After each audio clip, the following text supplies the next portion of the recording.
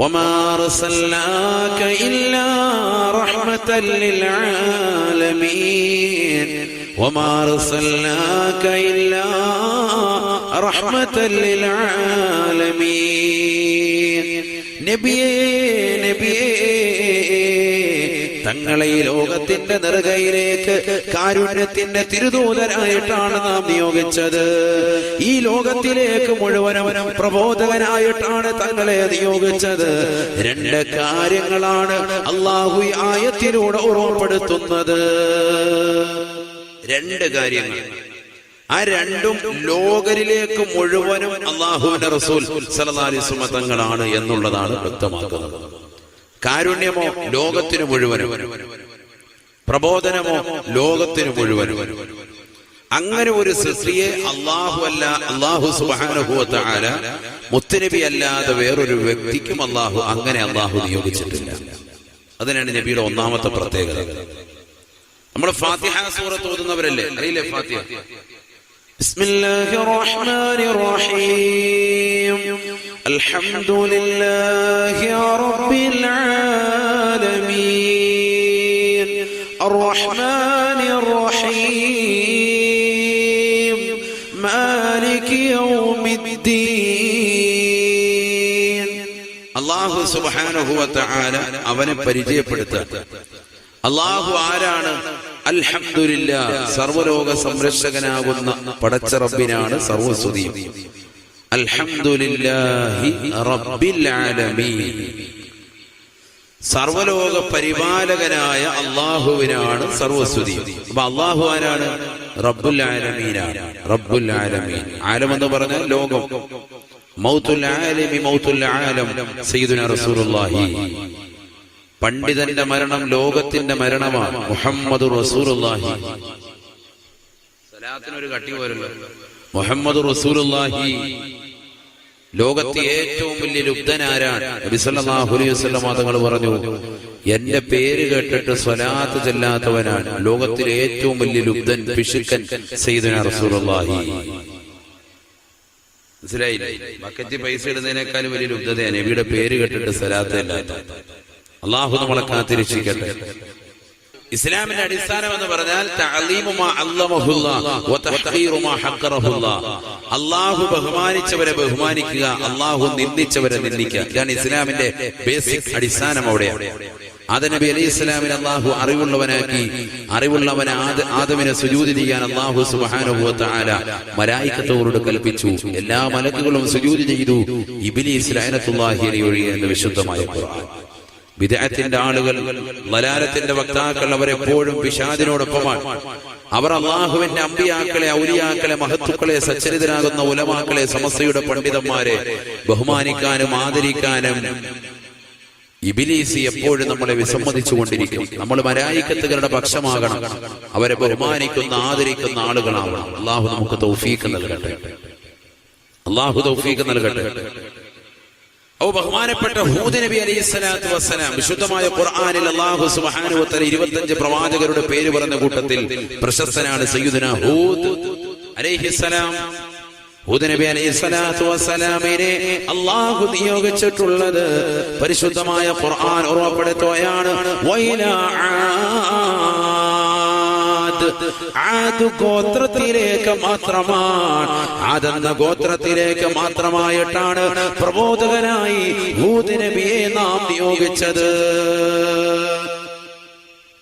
പക്ഷെ മുഹമ്മദ് നബിയെ സല്ലല്ലാഹു അലൈഹി വസല്ലം തങ്ങളെയോ ലോകർക്ക് മുഴുവനും ഒരു ഗോത്രം, ആ ഗോത്രത്തിലേക്ക് മാത്രം മതി നിങ്ങളുടെ പ്രബോധനം. അതിനപ്പുറവും പോണ്ട ഇപ്പുറവും പോണ്ട, വേറൊരാളെ നിങ്ങൾ നന്നാക്കരുത്. നിങ്ങൾക്ക് കൽപ്പന അവിടത്തേക്ക് മാത്രം. വളരെ ചിന്തിക്ക്. നമ്മുടെ പ്രവാചകരെ മാത്രമാണ് ലോക ജനതയിലേക്ക് മുഴുവനും അല്ലാഹു നിയോഗിച്ചിട്ടുള്ളത്. അതിൽ നമുക്ക് അഭിമാനിക്കാം. അല്ലാഹു എല്ലാ പ്രവാചകന്മാരുടെയും ദറജ ഉയർത്തുമാറാവട്ടെ.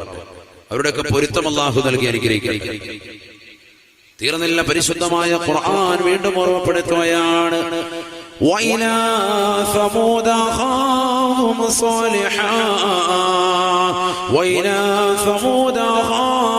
صالحا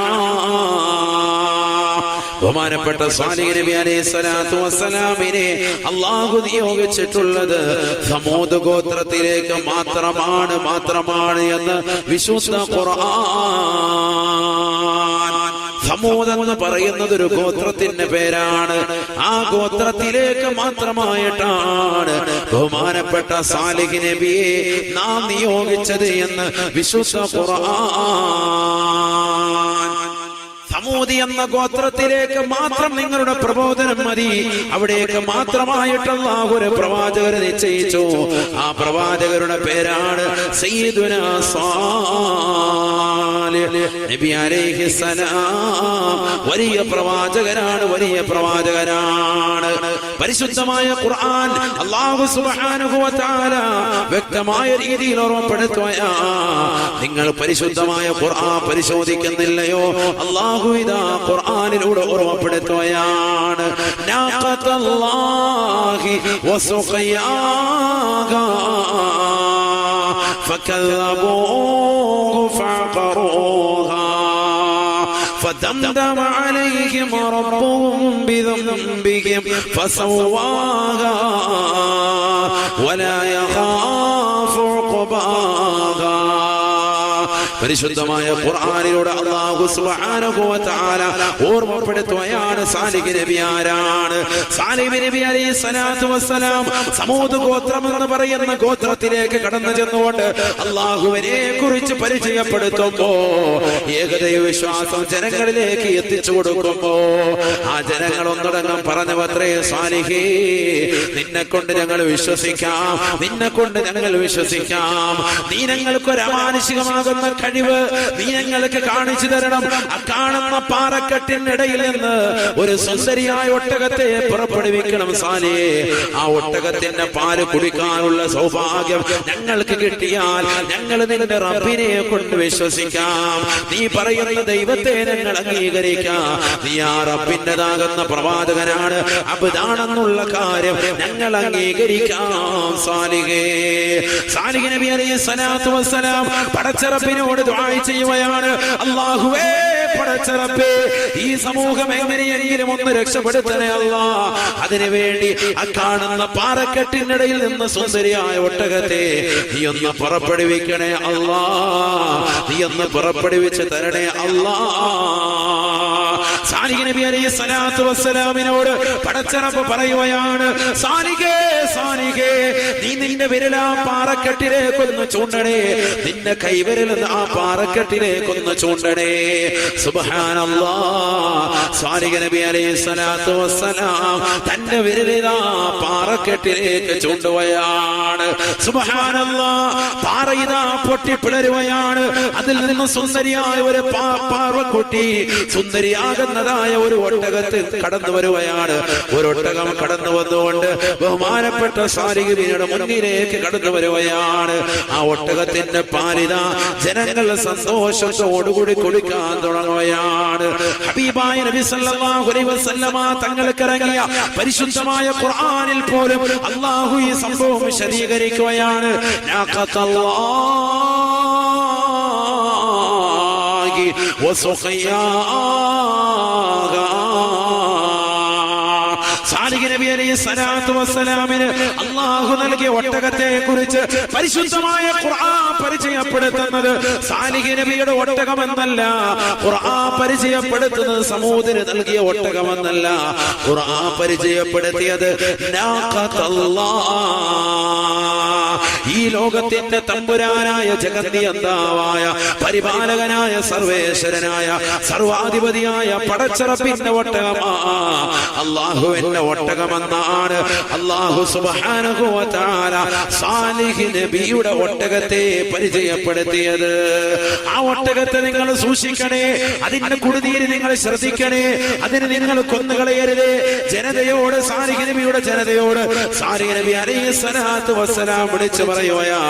എന്നിട്ട് ആ സമൂഹം അത് കേട്ടില്ല.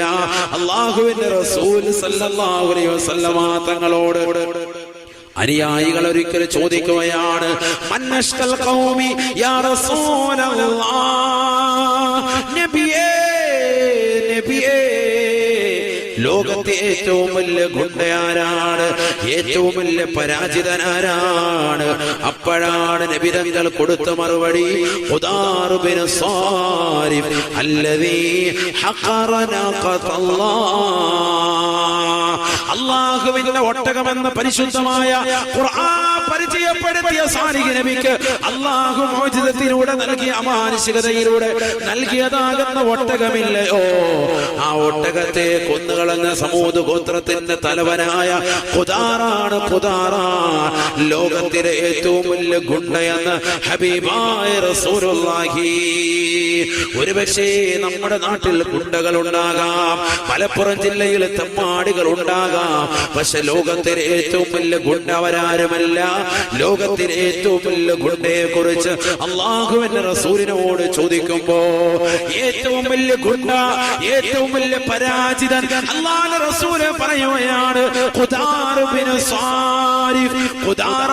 ഖുദാറാണ് സമൂദ് ഗോത്രത്തിന്റെ തലവനാ.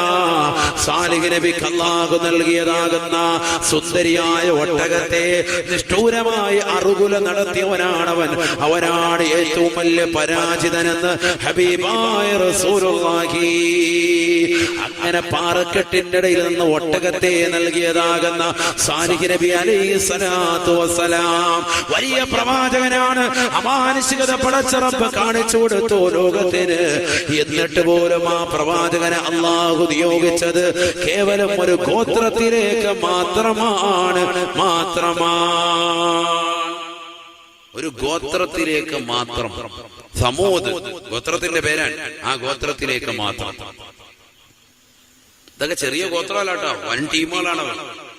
ഖുർആൻ പറഞ്ഞില്ലേ, അലം തറ കൈഫ ഫഅല റബ്ബുക ബിആദ് ഇറമ ദാതിൽ ഇമാദ്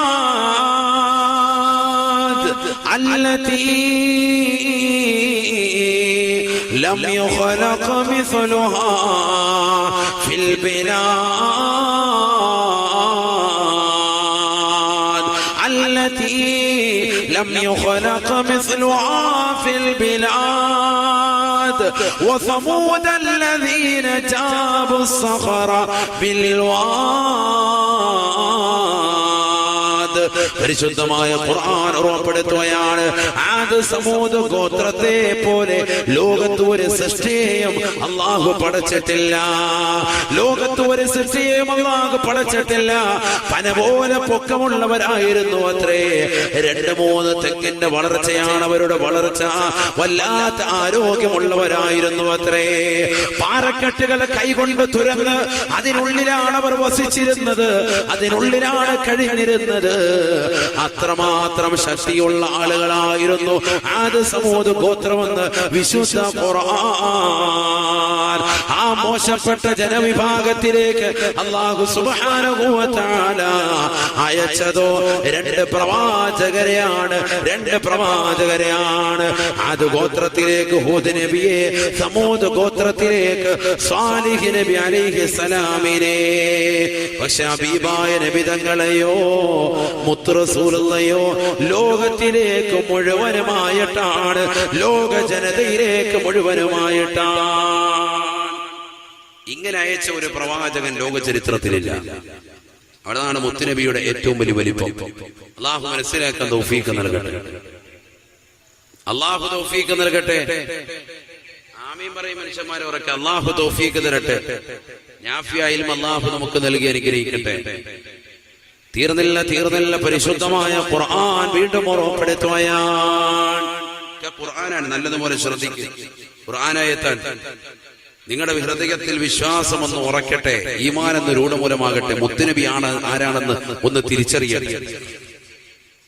എന്തിനാ ഇങ്ങനെ ഒരു വ്യക്തിയെ കുറിച്ച് ഇത്രയേറെ പുകഴ്ത്തുന്നത്? എന്തിനാ ഇദ്ദേഹത്തിന് വേണ്ടി റബീഉൽ അവ്വൽ ഒരു മാസം മുഴുവൻ ഇങ്ങനെ മൗലൂദ് നടത്തുന്നത്, മദ്ഹ് കീർത്തനങ്ങൾ വെക്കുന്നത്? നിങ്ങൾ ശരിക്കും പഠിക്കൽ. അദ്ദേഹത്തെ പോലെ ലോകത്തൊരു വ്യക്തിയില്ല. ഏറ്റവും സമുന്നതനായ വ്യക്തി അല്ലാഹു റബ്ബുൽ ആലമീനാണ് എങ്കിൽ മുഹമ്മദ് റസൂലുള്ളാഹി സ്വല്ലല്ലാഹു അലൈഹി വസല്ലമ തങ്ങൾ റഹ്മത്തുൽ ലിൽ ആലമീൻ. അല്ലാഹു റബ്ബുൽ ആലമീൻ, മുഹമ്മദ് നബിയോ റഹ്മത്തുൽ ലിൽ ആലമീൻ. ചിന്തിക്കണം. അള്ളാഹു സർവ്വലോക പരിപാലകൻ, മുഹമ്മദ് നബിയെ ലോകത്ത് മുഴുവനും കാരുണ്യത്തിന്റെ തിരുദൂതൻ. വഇലാ മദിയന ഖാഹും ശുഐബാ. പരിശുദ്ധമായ ഖുർആൻ വീണ്ടും ഓർമ്മപ്പെടുത്തുകയാണ്, മദിയൻ എന്ന പ്രവിശ്യയിലേക്ക് മാത്രമാ ബഹുമാനപ്പെട്ട ശുഐബ് നബിയെ നാം നിയോഗിച്ചത്. ശുഐബ് നബി അലൈഹിസ്സലാം. നിങ്ങൾ ഈ ഭാഗത്തൊന്നും അനക്കമില്ലല്ലോ. മാസ്ഹാബിൽ അമീൻ എന്ത് പറ്റി? അനക്കമില്ലല്ലോ. ഉറക്കെ പറയും ശുഐബ് നബി അലൈഹിസ്സലാം. ഉറക്കം ഒന്നുകൂടി ശുഐബ് നബി. സാധാരണ എപ്പോഴും ഉസ്താദുമാര് പറയും ഒച്ച പെണ്ണുങ്ങൾക്ക് പാടില്ല. ഇവിടെ പെണ്ണുങ്ങളെ പോലെ നമ്മൾ അനങ്ങാതിരിക്കാൻ തോന്നുന്നു. ഉറക്കം പറയും. നിങ്ങളെന്താ ഒരു പ്രവാചകരുടെ പേര് കേട്ടിട്ട് ഉറക്കം പറയാത്ത? നമ്മൾ എത്ര പ്രകീർത്തിക്കുന്നോ, എത്ര ഉച്ചത്തിൽ ചെല്ലുന്നോ, എത്ര ബഹുമാനം കൊടുക്കുന്നോ, അതിനനുസരിച്ച് ബഹുമാനം നമുക്ക് കിട്ടും. അള്ളാഹു തൗഫീഖ് നൽകട്ടെ. നിങ്ങൾ അങ്ങനെ ചെയ്തു നോക്ക്. നമ്മൾ മറ്റുള്ളവരെ ബഹുമാനിക്കാൻ ഇൻഷാ അല്ലാഹ് ഉറപ്പായിട്ട് നമ്മളെ ബഹുമാനിക്കേണ്ടവരൊക്കെ ബഹുമാനിക്കും. അങ്ങനെയാണ് പ്രവാചകർ സല്ലല്ലാഹു അലൈഹി വസല്ലമ തങ്ങൾ ലോക ജനതയിലേക്ക് മുഴുവനും നിയോഗിക്കപ്പെട്ട വ്യക്തിയാണ് എങ്കിൽ മദിയൻ എന്ന പ്രവിശ്യയിലേക്ക്, ഒരു സ്ഥലത്തേക്ക് മാത്രമായിട്ടാണ് ശുഐബ് നബിയെ നാം നിയോഗിച്ചത്. വഇലാ മദിയന അഖാഹും ശുഐബാ. മദിയൻ എന്ന പ്രവിശ്യയിലേക്ക് മാത്രമാണ് ശുഐബ് നബിയെ നാം നിയോഗിച്ചത് എന്ന് വിശുദ്ധ ഖുർആൻ. ശുഐബ് നബി അലൈഹിസ്സലാം ആള് നിസ്സാരക്കാരന, വലിയ പ്രവാചകനാണ്. ബഹുമാനപ്പെട്ട മൂസാ നബി അലൈഹിസ്സലാത്തു വസ്സലാം അദ്ദേഹത്തിന്റെ ഭാര്യയാകുന്ന സഫൂറ ബീവി, സഫൂറ ബീവിയുടെ ഉപ്പയാണ് ബഹുമാനപ്പെട്ട ശുഐബ് നബി അലൈഹിസ്സലാം. അപ്പം ബഹുമാനപ്പെട്ട ഹൂദ് നബി, ബഹുമാനപ്പെട്ട സാലിഹ് നബി, ബഹുമാനപ്പെട്ട ശുഐബ് നബി അലൈഹിസ്സലാം, ഇവരെയൊക്കെ തന്നെ അല്ലാഹു സുബ്ഹാനഹു വ തആല നിയോഗിച്ചിട്ടുള്ളത് ഓരോ ഗോത്രം അല്ലെങ്കിൽ ഓരോ പട്ടണം, അവിടേക്ക് മാത്രം, ഓരോ പ്രവിശ്യയിലേക്ക് മാത്രം. ലോകത്തിലേക്ക് മുഴുവനുമായി അല്ലാഹു നിയോഗിച്ചിട്ടില്ല. ലോകത്തിലേക്ക് മുഴുവനുമായി അല്ലാഹു നിയോഗിച്ചിട്ടില്ല. ഒരാളെ നിയോഗിച്ചിട്ടില്ല. നിയോഗിച്ചത് ഒരൊറ്റ വ്യക്തിയെ മാത്രം. ആരാണത്? മുഹമ്മദു സയ്യിദുൽ കൗനൈനി വസഖലൈനി വൽ ഫരീഖൈനി മിൻ ഉർബി വമിൻ അജമി മൗല യാ സല്ലി വസല്ലിം ദായിമൻ അബദാ على حبيبك خير الخلق كلهم محمد رسول الله സല്ലല്ലാഹു അലൈഹി വസല്ലമ തങ്ങളെ മാത്രമാണ് ലോക ജനതയിലേക്ക് അല്ലാഹു നിയോഗിച്ചിട്ടുള്ളത്. ലോക ജനതയിലേക്ക് അല്ലാഹു നിയോഗിച്ചിട്ടുള്ളത് മുത്തുനബിയെ മാത്രം. ശുഐബ് നബി ആരാണ്? മൂസാ നബി അലൈഹി സ്വലാത്തു വസ്സലാമിന്റെ അമ്മോശനാണ്, ഭാര്യയുടെ ഉപ്പയാണ്. അദ്ദേഹത്തിന്റെ വടിയാണ് മൂസാ നബിക്ക് അല്ലാഹു നൽകിയത്. ആ വടിയാണ് മുഅ്ജിസത്തിന്റെ അമാനുഷികതയുടെ വടി. നിലത്തിട്ടാൽ എന്തായി തീരും? പാമ്പായി തീരും. അതിന്റെ വാലിൽ പിടിച്ചാൽ തിരിച്ച് പഴയ പോലെ വടിയായി തീരും. ഇതാര് കൊടുത്ത വടിയാണ്? അമ്മോശം കൊടുത്തതാണ് മരുമകന്, ബഹുമാനപ്പെട്ട ശുഐബ് നബി അലൈഹി സ്വലാം കൊടുത്ത വടിയാണ്. അപ്പൊ ശുഐബ് നബി ആളൊരു നിസ്സാരക്കാരനല്ല. എന്നിട്ടും അല്ലാഹു സുബ്ഹാനഹു വ തആല ശുഐബ് നബി അയച്ചതോ വഇലാ മദിയന അഖാഹും ശുഐബാ. മദിയൻ എന്ന പ്രവിശ്യയിൽ മാത്രം നിങ്ങളുടെ പ്രബോധനം മതിയെന്ന് വിശുദ്ധ ഖുർആൻ. വലിയ പ്രവാചകനാണ്. പക്ഷെ അയച്ചതോ ഒരു ചെറിയ നാട്ടിലേക്ക്, മദിയൻ. ആ നാട്ടിൽ മാത്രം മതി നിങ്ങൾ പ്രബോധനം. അവിടെയുള്ള ആളുകളെ നന്നാക്കിയാൽ മതി. മൂസാ നബിയെ മരുമകൻ എവിടെ അയച്ചത്? ബനു ഇസ്രായേലി സമൂഹത്തിലെ അക്കാലഘട്ടത്തിലേതാകുന്ന ഫിർഔനിലേക്കും അവന്റെ കൂട്ടാളികളിലേക്കും മാത്രം. വളരെ ശ്രദ്ധിക്കണേ. ഇതൊക്കെ ഖുർആനായ തോതിയാണ് പറയുന്നത്. നല്ലതുപോലെ ശ്രദ്ധിച്ചാൽ ഇൽമുണ്ടാകും. അല്ലാഹു തൗഫീഖ് നൽകട്ടെ. اذهب إلى فرعون إنه طغى فقل هل لك إلى أن تزكى وأهديك إلى ربك فتخشى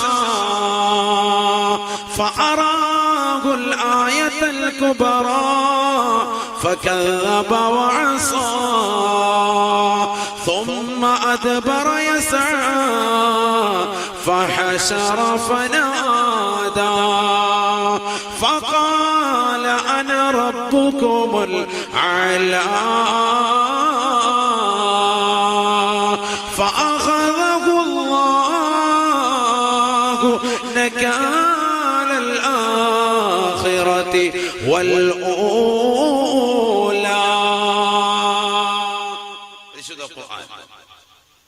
ബഹുമാനപ്പെട്ട മൂസാ നബി അലൈഹി സ്വലാത്തു വസ്സലാമിനെ അല്ലാഹു നിയോഗിച്ചിട്ടുള്ളത് ഫിർഔനിലേക്ക് മാത്രമാണ്.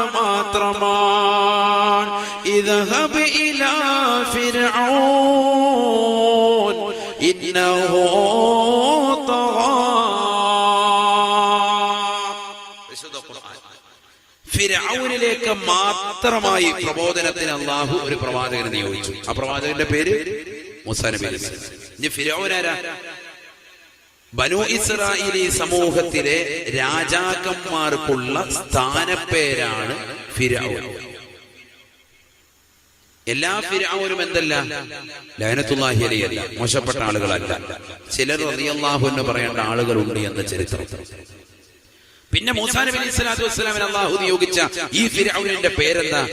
റംസീസ് രണ്ടാമൻ എന്നാണ് ചരിത്രത്തിൽ അദ്ദേഹത്തെ അല്ലാഹു രേഖപ്പെടുത്തിയിരിക്കുന്നത്. റംസീസ് രണ്ടാമൻ.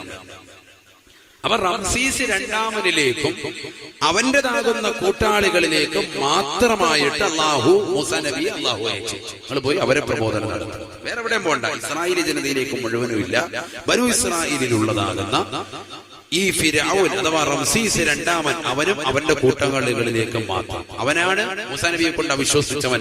അവനാണ് ചെങ്കടലിൽ മുക്കിക്കൊന്ന് ഈജിപ്തിന്റെ മ്യൂസിയത്തിൽ ഇന്നും അവന്റെ ബോഡി സൂക്ഷിക്കപ്പെട്ടിട്ടുണ്ട്. അതേത് ഫിർഔനാണ്?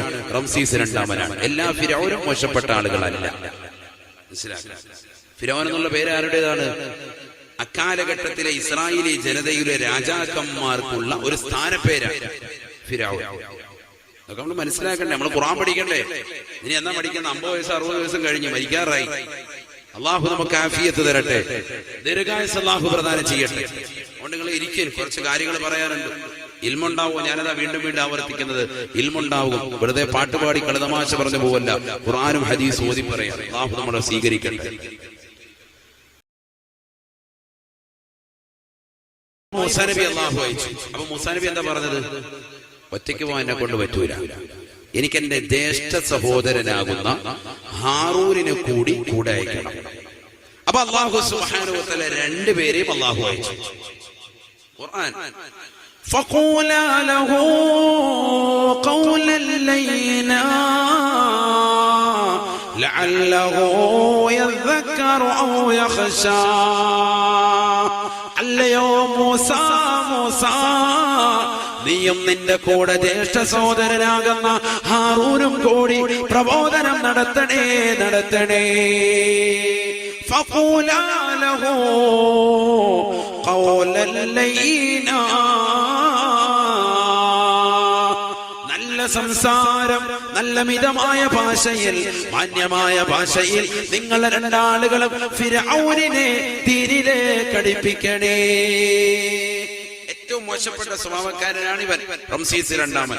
അതുകൊണ്ട് അവനിലേക്ക് നിങ്ങൾ പ്രബോധനം നടത്തുമ്പോൾ ഒരല്പം വിനയം കാണിച്ച് മാന്യത വെച്ചിട്ട് വേണം വർത്താനം പറയാം. ദാർഷ്ട്യതയിലാകരുത്. ഖൂലാ ലഹു ഖൗലൻ ലയ്യിനൻ. നല്ല രീതിയിൽ പ്രബോധനം നടത്തണം നിങ്ങൾ. ആരോട് പറഞ്ഞു? രണ്ടുപേരോട്. അപ്പൊ രണ്ടുപേരെ അള്ളാഹു നിയോഗിച്ചു ഒരാളിലേക്ക്. ശ്രദ്ധിക്കണം, രണ്ട് പ്രവാചകന്മാരെ അള്ളാഹു നിയോഗിച്ചു ഒരാളെ നന്നാക്കാൻ, ഫിർഔനിനെ നന്നാക്കാൻ.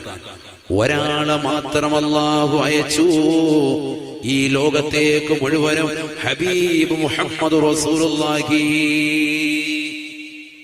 ആണ് നമ്മളെ മുത്തുനബിയെ മനസ്സിലാക്കുന്നത്. ഇവിടെ രണ്ടുപേര് പോയിട്ടാണ് ഒരാളെ നന്നാക്കാൻ പോകുന്നത്. ഇവിടെ ഒരാൾ പോയിട്ട് എവിടെ നന്നാക്കി? ലോകം മുഴുവൻ. 23 വർഷം കൊണ്ട് മുത്തുനബിയുടെ പ്രബോധനം എത്താത്ത ഏതെങ്കിലും ഒരു നാടുണ്ടോ? ആ നാടിങ്ങ് തന്നേക്ക്, നമുക്ക് പോകാൻ വേണ്ടിയാണ്. ഏതെങ്കിലും ഒരു സ്ഥലം ഉണ്ടോ? ഉണ്ടോ? ഒരു സ്ഥലമില്ല ലോകത്ത്, ഒരു സ്ഥലവുമില്ല പ്രബോധനം എത്താത്തത്. മനസ്സിലാക്കണം. നമ്മുടെ ഈ നാട്ടിൽ ഇട്ടാവട്ടം മാത്രമല്ല, മലപ്പുറം ജില്ല മാത്രമല്ല, കേരളം എന്ന സംസ്ഥാനം മാത്രമല്ല, ഇന്ത്യ എന്ന മഹാരാജ്യം മാത്രമല്ല, വേൾഡ് തലത്തിൽ ഏതൊക്കെ മുഴുവൻ രാഷ്ട്രങ്ങളുമുണ്ടോ അവിടെയെല്ലാം മലയൊല്ലുകൊണ്ടു ഏതൊക്കെ ദ്വീപുണ്ടോ അവിടെയൊക്കെ പേര് ചെന്നു മുഹമ്മദ് റസൂലുള്ളാഹി. അതാണ് മുത്തുനബി. ലോകർക്ക് മുഴുവനും വേൾഡ് മെസ്സഞ്ചറാണ് ഹബീബ് റസൂലുള്ളാഹി. എന്തിനേറെ മുത്തുനബിക്ക് മുമ്പ് കടന്നു വന്ന പ്രവാചകരല്ലയോ സയ്യിദുനാ ഈസാ നബി അലൈഹിസ്സലാം. ഈസാ നബി അലൈഹിസ്സലാത്തു വസ്സലാമിനെ അല്ലാഹു നിയോഗിച്ചതോ ലോക ജനതയ്ക്ക് മുഴുവനുമായിട്ടല്ല. അങ്ങനെ വിശ്വസിച്ചു പോരുന്ന, ആരാധിച്ചു പോരുന്ന സമൂഹം ഇന്നും നമുക്കിടയിലുണ്ട്. ഈസാ നബിയെ ലോകത്തേക്ക് മുഴുവനും അയക്കപ്പെട്ടതാണ്, ഒരിക്കലുമല്ല. ഈസാ നബി അയച്ചതോ പരിശുദ്ധ ഖുർആൻ പറയുകയാണ്, ഇസ്രായേലി ജനതയിലേക്ക് മാത്രമാണ് ബഹുമാനപ്പെട്ട ഈസാ നബി അയച്ചത് എന്ന് വിശുദ്ധ ഖുർആൻ. ഇൻ ഹുവ ഇല്ലാ അൻഅംനാ അലൈഹി വജാവസ്നാഹു മസലൻ ലിബനി ഇസ്രായീൽ. പരിശുദ്ധമായ ഖുർആൻ ഉറപ്പെടുത്തുകയാണ്, തീർച്ചയായും നാം ഒരുപാട് അനുഗ്രഹം ചൊരിഞ്ഞ വ്യക്തിയാണ് ഈസാ നബി. ഒരുപാട് അനുഗ്രഹങ്ങൾ നൽകിയിട്ടുള്ള വ്യക്തിയാണ് ഈസാ നബി അലൈഹിസ്സലാത്തു വസ്സലാമിന്റെ കഴിവുകൾ പരിശുദ്ധമായ ഖുർആൻ ഉറപ്പെടുത്തിയില്ലയോ? വഉബരിഉൽ ലകമഹ വൽ ബറസ ബിഇذനില്ലാഹ് വഉഹ്യിൽ മൗതാ ബിഇذനില്ലാഹ് وأحيي الموتى بإذن الله. ബഹുമാനപ്പെട്ട ഈസാ നബി അലൈഹിസ്സലാത്തു വസ്സലാം കുഷ്ഠരോഗമുള്ളവർക്ക്, പാണ്ഡുരോഗമുള്ളവരെ പരിപൂർണമായി ശിവപ്പെടുത്തിയിരുന്നു. സോറിയാസിസ് പോലെയുള്ള മാരകമായ രോഗം ബാധിച്ചവരെ പരിപൂർണമായി ശിഫ നൽകിയിരുന്നു സയ്യിദുനാ ഈസാ അലൈഹിസ്സലാം. ഭയങ്കരമല്ലേ? ഖുർആൻ പറയാണ് വെള്ളപ്പാണ്ട് പാടിച്ചവൻ, കുഷ്ഠരോഗമുള്ളവനെയൊക്കെ ബഹുമാനപ്പെട്ട ഈസാ നബി അലൈഹിസ്സലാത്തു വസ്സലാം ശിവപ്പെടുത്തി. നാട്ടിൽ ഭയങ്കരമായി കുഷ്ഠരോഗം പ്രാപിച്ചു. ഇസ്രായേലി ജനത ഓടി വന്നു. അദ്ദേഹം പറഞ്ഞു, നിങ്ങളിൽ 70,000 ആളുകൾ വീതം നാട്ടിലുള്ളതാകുന്ന ഗ്രൗണ്ടുകളിൽ സമ്മേളിക്കണം. ഒരു ഗ്രൗണ്ടിൽ 70,000 ആളുകൾ. അങ്ങനെ ഓരോ ഗ്രൗണ്ടിൽ പോയി നിന്നോളാം, ഞാൻ അങ്ങോട്ട് വന്നോളാം. ബഹുമാനപ്പെട്ട ഈസാ നബി അലൈഹിസ്സലാത്തു വസ്സലാം കടന്നു ചെല്ലുകയാണ്. 70,000 ആളുകളുള്ളതാകുന്ന ഗ്രൗണ്ടിലേക്ക്, സദസ്സിലേക്ക് കടന്നു ചെന്നിട്ട് ഈസാ നബി അലൈഹിസ്സലാത്തു വസ്സലാം 2 കൈകൾ ആകാശത്തിന്റെ അധിപനായ, ഈ ലോകത്തിന്റെ സൃഷ്ടികർത്താവായ, ജഗന്നിയന്താവായ, പരിപാലകനായ പടച്ചറപ്പിന്റെ ദർബാറിലേക്ക് കരങ്ങൾ ഉയർത്തിക്കൊണ്ട് ദുആയിരക്കുകയാണ്. യാ ഹയ്യു യാ ഖയ്യൂം ലാ മറല്ലാഹ് ലാ മറല്ലാഹ് യാ ഹയ്യു യാ ഖയ്യൂം لا مرضى لا مرضى يا حي يا قيوم لا مرضى لا مرضى. ഹയ്യും ഖയ്യൂമുമായ പടച്ചറപ്പേ, നിന്റെ വേണ്ടകയോടുകൂടി ഇവർക്ക് നീ രോഗം നൽകരുത് അല്ലാഹ്. വേണ്ടമ്പോ വേണ്ട, രോഗം വേണ്ട എന്ന് ഈസാ നബി 3 പ്രാവശ്യം പറയവേ, ജനങ്ങളുടെ ശരീരത്തിലുള്ളതാകുന്ന വെള്ളപ്പാണ്ട്, ജനങ്ങളുടെ ശരീരത്തിലുള്ളതാകുന്ന കുഷ്ഠരോഗം, സോറിയാസിസ് പോലെയുള്ള മാരകമായ രോഗം പരിപൂർണമായി ശിഫപ്പെട്ടിരുന്നു എന്ന് പരിശുദ്ധമായ ഖുർആൻ. ഈസാ നബി അലൈഹിസ്സലാത്തു വസ്സലാം ഒരു ചെറിയ വ്യക്തിയല്ല, ചെറിയ വ്യക്തിയല്ല. അതുകൊണ്ടല്ലേ പണ്ഡിതന്മാര് ഉലമാക്കളുടെ സമീപത്തിൽ, സമസ്തയുടെ നേതാക്കളുടെ സവിധത്തിലേക്ക് പാവപ്പെട്ട ജനങ്ങൾ വന്നുകൊണ്ട് ചോദിക്കുമ്പോ, ഞങ്ങൾക്ക് മാരകമായ രോഗമുണ്ട്, സോറിയാസിസ് ഉണ്ടെന്ന് പറയുമ്പോ 3 പേർക്ക് യാസീൻ ഓതാൻ അവർ പറയും. ഒന്ന് മുഹമ്മദു റസൂലുള്ളാഹ് സല്ലല്ലാഹു അലൈഹി വസല്ലം, മുത്തുനബിയുടെ മേൽ ഒരു യാസീൻ. 3 യാസീൻ ഓതാൻ പറയും വലിയ വലിയ മശായിഖന്മാർ. അതിലൊന്ന് ഇതാണ്, മുഹമ്മദ് റസൂലുള്ളാഹി സല്ലല്ലാഹു അലൈഹി വസല്ലമ തങ്ങളുടെ മേലൊരു യാസീൻ. കാരണം നബി തങ്ങൾ ഏറ്റവും വലിയ ഡോക്ടറാണ്. മാരകമായ രോഗമുള്ളവർ നിത്യമാക്കണം. 2 സയ്യിദുനാ ഈസാ നബി അലൈഹിസ്സലാം മാരകമായ രോഗങ്ങൾ ശിഫപ്പെടുത്തിയിരുന്നു. ഈസാ നബി അലൈഹിസ്സലാമിന് അല്ലാഹു കൊടുത്ത കഴിവാണ്. അല്ലാഹു മനസ്സിലാക്കാൻ തൗഫീഖ് നൽകട്ടെ. രോഗങ്ങൾ ശമനപ്പെടുത്തും. മുത്തനബി ഭയങ്കര ഡോക്ടറല്ലേ? തിബ് നബി, നബിയുടെ ചികിത്സ തന്നെ ഇല്ലേ രോഗത്തിൽ നിന്ന്? അതുകൊണ്ട് ചികിത്സ നടത്തി ജീവിക്കുന്ന എത്ര ആളുകളുണ്ട് ഇവിടെ? ഭയങ്കര ചികിത്സ. സലമത്ത് ബിനുൽ അക്വഅ റളിയല്ലാഹു തആല അൻഹു യുദ്ധത്തിൽ വെട്ടേൽക്കുകയാണ്. തന്റെ കൈയിതാ മുറിയുകയാണ്. മുറിഞ്ഞു തൂങ്ങി കിടക്കുന്നതാകുന്ന അദ്ദേഹത്തിന്റെ കൈകൾ സ്വഹാബത്ത് എടുക്കുകയാണ്. മുറിഞ്ഞ നിരത്ത് വീണ കൈയെടുക്കുകയാണ് സ്വഹാബത്ത്. അദ്ദേഹത്തെ താങ്ങിയെടുക്കുകയാണ്. അദ്ദേഹത്തോട് ചോദിക്കുന്ന കൂട്ടുകാര്, എവിടേക്കാണ് സലമ പോകേണ്ടത്? സലമ പറയുന്ന, ഒരു ഡോക്ടറുടെ അടുക്കലേക്ക് പോകേണ്ടതില്ല, എനിക്ക് പോകേണ്ടത് ഇലാ ഹദ്റത്തി റസൂലില്ലാഹ്. കാരുണ്യത്തിന്റെ കരസ്പർശം കൊണ്ട് മാലോകരുടെ മനതലങ്ങളെ മദീനയിലേക്ക് മാടി വിളിക്കുന്ന ഹബീബ് മുഹമ്മദ് മുസ്തഫ, ഹബീബ് മുഹമ്മദ് മുസ്തഫ സല്ലല്ലാഹു അലൈഹി വസല്ലമ തങ്ങളുടെ അടുക്കലേക്ക് എന്നെ കൊണ്ടുപോയാൽ മതി. ലോകത്തിലെ ഏറ്റവും വലിയ ഡോക്ടറായി ഞാൻ കണക്കാക്കുന്നത് എന്റെ റസൂലാണ്. അല്ലാഹുവിന്റെ റസൂലിന്റെ അടുക്കലേക്ക് സലമത്ത് ബിനുൽ അക്വഇനെ കൊണ്ടുപോയാണ്. അദ്ദേഹത്തിന്റെ വലകൈ ഛേദിക്കപ്പെട്ടിരിക്കുകയാണ്. പരിപൂർണമായി അറ്റുപോയിരിക്കുന്ന കൈ സ്വഹാബത്തിൽപ്പെട്ട ഒരു വ്യക്തി എടുത്തുകൊണ്ട് അല്ലാഹുവിന്റെ റസൂലിന്റെ അടുക്കലേക്ക് കൊണ്ടുപോയാണ്. നബി സല്ലല്ലാഹു അലൈഹി വസല്ലമ തങ്ങളോട് അല്ലാഹുവിന്റെ റസൂലിനോട് ആവലാതിപ്പെടുന്നു. സലമ, അല്ലാഹുവിന്റെ റസൂൽ പറയുകയാണ്, ഇൻശിർത സബർത അലൈഹി ഫലക്കൽ ജന്ന. അല്ലയോ സലമ, നീയൊന്ന് ക്ഷമിച്ചാൽ നിനക്ക് സ്വർഗമാണ്, സ്വർഗമാണ്. യുദ്ധത്തിൽ ഇതാ നിന്റെ കൈതാ ഷഹീദായി, ദീനിന്റെ മാർഗത്തിൽ നിന്റെ കൈതാ നൽകപ്പെടുകയാണ്. നിനക്ക് വലിയ കൂലിയാണ് സലമ, നിനക്ക് വലിയ കൂലിയാണ് സലമ. സലമത്ത് ബിനുൽ അക്വഅ റളിയല്ലാഹു തആല അൻഹു അല്ലാഹുവിന്റെ റസൂലിനോട് പറയുകയാണ്, നബിയേ, എനിക്കെന്റെ കൈയൊന്ന് തിരിച്ചു കിട്ടണം റസൂലേ. ആ കൈയൊന്ന് തിരിച്ചൊന്ന് ഫിറ്റ് ചെയ്ത് തരുമോ യാ റസൂലല്ലാഹ്? എനിക്ക് ഈ കൈകൊണ്ട്, എനിക്ക് ഇതേ കൈകൊണ്ട് ഇതേ യുദ്ധത്തിൽ തന്നെ ശത്രുക്കളോട് പോരാടണം. അവിടുന്ന് എനിക്കൊന്ന് ഫിറ്റ് ചെയ്ത് തരണമെന്ന് അല്ലാഹുവിന്റെ റസൂലിനോട് പറയുമോ? അല്ലാഹുവിന്റെ റസൂൽ സ്വഹാബിയുടെ കയ്യിൽ നിന്ന് ആ കൈയങ്ങ് വാങ്ങുകയാണ്. വെട്ടി നുറുങ്ങേറ്റിക്കൊണ്ട് ചലനമറ്റ് കിടക്കുന്ന രക്തക്കുഴലുകളില്ലാത്ത നരമ്പുകൾ കണക്ഷൻ വിട്ടുപോയ രക്തം വാർന്നൊഴുകി നിൽക്കുന്ന കൈകളിലേക്ക് അല്ലാഹുവിന്റെ റസൂലങ്ങ് ചേർത്ത് ഫിറ്റ് ചെയ്യുകയാണ്. എന്റെ പ്രിയപ്പെട്ട സഹോദര, ഇത് വെറുതെ കുമ്മന മസാദ് പറയുകയല്ല. ഇമാം ബുഖാരി റളിയല്ലാഹു തആല അൻഹു സഹീഹുൽ ബുഖാരിയിൽ രേഖപ്പെടുത്തിയ ചരിത്രമാണ്. അസ്ഹുൽ കുതുബി ബഅദ കിതാബില്ലാഹ് സഹീഹുൽ ബുഖാരി. അല്ലാഹുവിന്റെ പരിശുദ്ധമായ ഖുർആൻ കഴിഞ്ഞാൽ ലോകത്തെ ഏറ്റവും സഹീഹായ ഗ്രന്ഥം, ഏറ്റവും ശ്രേഷ്ഠമായ ഗ്രന്ഥം അത് പരിശുദ്ധമായ ബുഖാരി ശരീഫ് അല്ലയോ? ഇമാം ബുഖാരിയുടെ സഹീഹുൽ ബുഖാരി അല്ലയോ? അതിലുള്ള ഹദീസാണ്, ഹദീസാണ്. സ്വഹാബത്ത് പറയുകയാണ്, ഞങ്ങളെല്ലാം ആശ്ചര്യത്തോടുകൂടി നിൽക്കുകയാണ്. ഒരു ഡോക്ടർക്ക് കഴിയാത്ത പ്രവർത്തനമല്ലയോ? അല്ലാഹുവിന്റെ റസൂലിനെ കൈയങ്ങോട്ട് ചേർത്ത് വെക്കുകയാണ്. ഫഅദ്ഖല യദഹു ഫീ ഫമിഹി. നബി തങ്ങൾ തന്റെ സബ്ബാബത്ത് ഫഅദ്ഖല സബ്ബാബതഹു ഫീ ഫമിഹി. നബി തങ്ങൾ തന്റെ വായിലേക്ക് തന്റെ വിരല് വായിലേക്ക് വെക്കുകയാണ്. എന്നിട്ട് ഫഅദ്ഖല റീഖഹു, നബി തങ്ങൾ സ്വന്തം ഉമിനീര് പുറപ്പെടുവിച്ചു.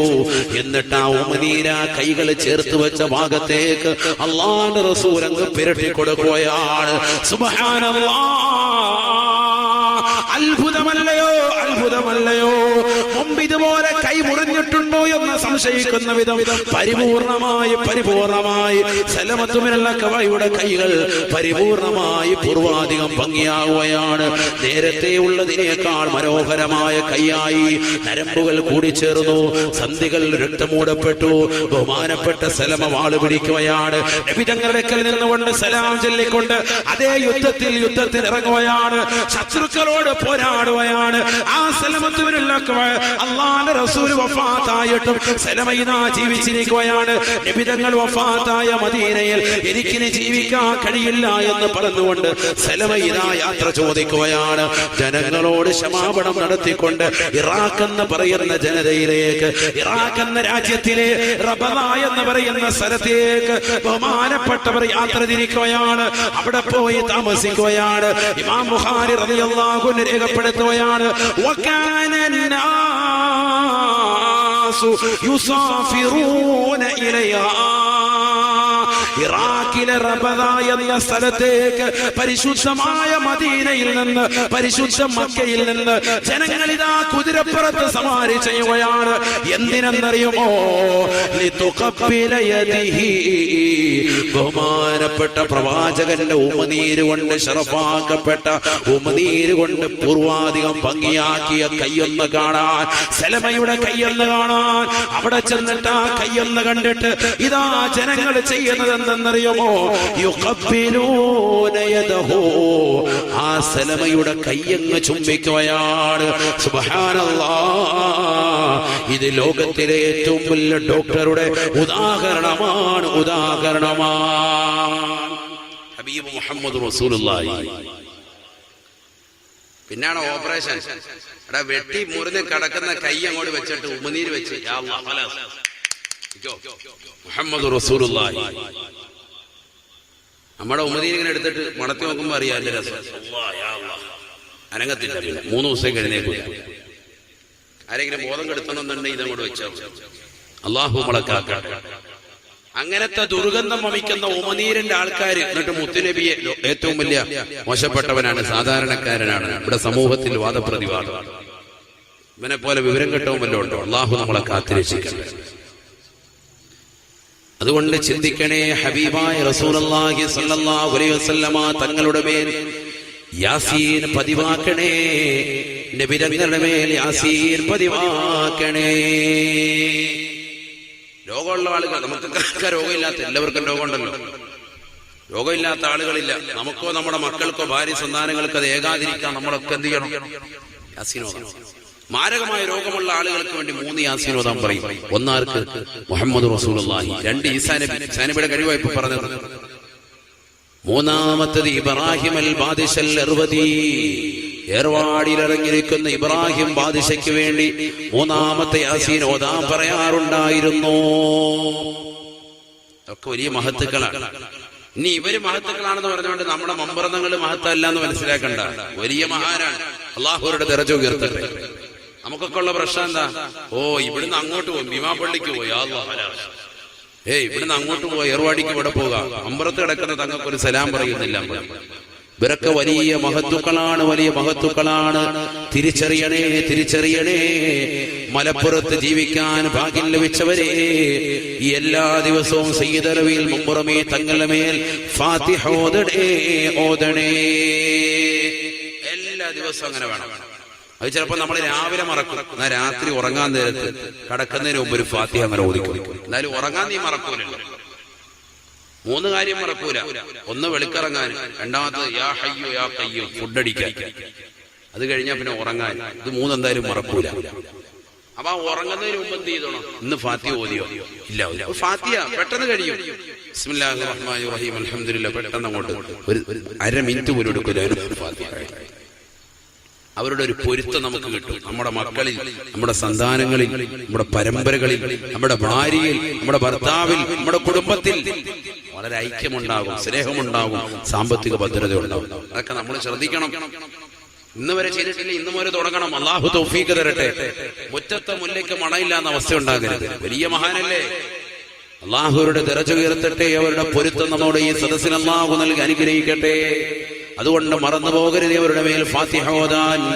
ബഹുമാനപ്പെട്ട ഈസാ നബിയെ കുറിച്ച് ഖുർആൻ പറയുകയാണ്, ഇൻ ഹുവ ഇല്ലാ നഅംനാ അലൈഹി വജാവസ്നാഹു മസലൻ ലിബനി ഇസ്രായീൽ. ബഹുമാനപ്പെട്ട ഈസാ നബി അലൈഹിസ്സലാത്തു വസ്സലാം കുഷ്ഠരോഗികളുടെ രോഗം ശമനപ്പെടുത്തിയിരുന്ന വ്യക്തിയാണ്. തീർന്നില്ല. വഉഹീൽ മൗതാ ബിഇദ്നില്ലാഹ്, മരിച്ചവർക്ക് ജീവൻ ഇട്ടുകൊടുക്കുമായിരുന്നു ബഹുമാനപ്പെട്ട ഈസാ നബി അലൈഹിസ്സലാം. അള്ളാഹു കൊടുത്ത കഴിവാണ്. ഇതൊക്കെ എവിടെ പറയുന്നുണ്ട് മുസ്ലിയാരെ? ഇത് ഖുർആനിലുണ്ട്, ഓതാൻ അറിയണമെന്നുള്ളൂ. ആദ്യമേ മദ്രസയിൽ പോയി ഓത്ത് പഠിച്ചിട്ട് എന്നിട്ട് നോക്ക്. വിദഗ്ധർ ചോദിക്കും ഇതൊക്കെ ഇവിടെ ഉണ്ട്, ഖുർആനിലുണ്ട്. ഒന്നൊക്കെ ഖുർആനാണ്. നിങ്ങൾ ശ്രദ്ധിക്ക്. വൗഹിയൽ മൗതാ പടച്ചറപ്പ് കൊടുത്ത കഴിവോടുകൂടി ബഹുമാനപ്പെട്ട ഈസാ നബി അലൈഹിസ്സലാത്തു വസ്സലാം മരിച്ചു കിടക്കുന്ന ആളുകളെ ജീവിപ്പിക്കുമായിരുന്നു എന്ന് വിശുദ്ധ ഖുർആൻ. മരിച്ച ആളുകൾക്ക് ജീവനിട്ട് കൊടുക്കും. ചെറിയ കഴിവാണോ? അങ്ങനെ ഉണ്ടായിരുന്നേ പഠിച്ചവനെ എന്റെ വാപ്പ മരിക്കൂലായിരുന്നു, ഇവരെ കൊണ്ട് റാഹത്താക്കായിരുന്നു എന്ന് കരുതുന്നവരുണ്ടാവും. ഒരു സ്ത്രീ ഭയങ്കര കരച്ചിലായിരുന്നു, ചരിത്രത്തിൽ കാണാം. ചോദിച്ചു എന്തിനാണ്? അപ്പൊ പറഞ്ഞു എന്റെ മകൻ മരണപ്പെട്ടു പോയി ചെറുപ്പത്തിൽ. അപ്പൊ അദ്ദേഹം ആരും ഈസാ നബി അതിലെ വരികയാണ്. ഏത് ഈ മാനാ? ഉടനെ അദ്ദേഹം എഴുന്നേറ്റ് തോന്നാം. സെക്കൻഡ് വൈ, പിന്നീടൊന്നുമില്ല, അരമണിക്കൂർ കഴിഞ്ഞിട്ട് എഴുന്നേറ്റ പരിപാടിയൊന്നുമില്ല, സെക്കൻഡിൽ എഴുന്നേൽപ്പിക്കാൻ സയ്യിദുനാ ഈസാ. പിന്നെ അദ്ദേഹത്തിന്റെ ആത്മാവിനെ പിടിക്കപ്പെട്ടു, വീണ്ടും അദ്ദേഹത്തെ മടക്കിയെന്നാണ് മരണത്തിലേക്ക്. ചിന്തിക്കണം, ഇവരൊക്കെ നിസ്സാരക്കാരല്ല. തീർന്നില്ല. ബഹുമാനപ്പെട്ട ഈസാ നബിയെ കുറിച്ച് ഖുർആൻ വീണ്ടും പറയുകയാണ്.